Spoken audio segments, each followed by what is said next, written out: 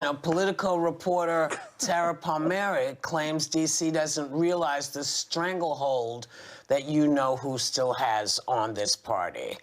Take a look.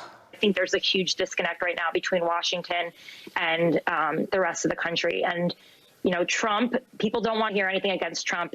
Actually, the more he stays out of the media, the more he becomes this martyr, this looming figure over the GOP. A lot of people said that they aren't really Republicans, that they're for Trump. That's it.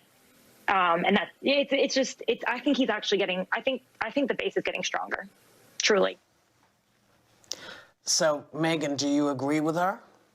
Yeah, she wrote a really interesting piece, and Tara Palmeri works for Politico, and she's a really great reporter. She went to Cheyenne, Wyoming, where there's this huge, disconnect between the Liz Cheneys of the party and the Matt Gaetz. Matt Gaetz actually went to Wyoming to come out against her and say that she was wrong on impeachment. And I do think the more that the mainstream media continues to come out and say that all Republicans are birthers and crazy people and we believe in space lasers, then the more it makes traditional Republicans, and there's still a lot of them in the country, go back into their corners. And this is becoming very tribal. And I would argue that this is how we got Trump in the first place, is that there's just no nuance in it. I know that I have been talking all weekend with friends of mine some friends who are still Trump supporters, but don't like Marjorie Greene, obviously, and think she's crazy. I've yet to find anyone that likes her in my own personal life. And then there are other people who are like, screw the left, screw the media, because as long as we are all this one amorphous, crazy person, then it doesn't really matter. Then what's the point of even trying to have an argument if we're all Marjorie Taylor Greene? And I think that's the danger. I mean, look,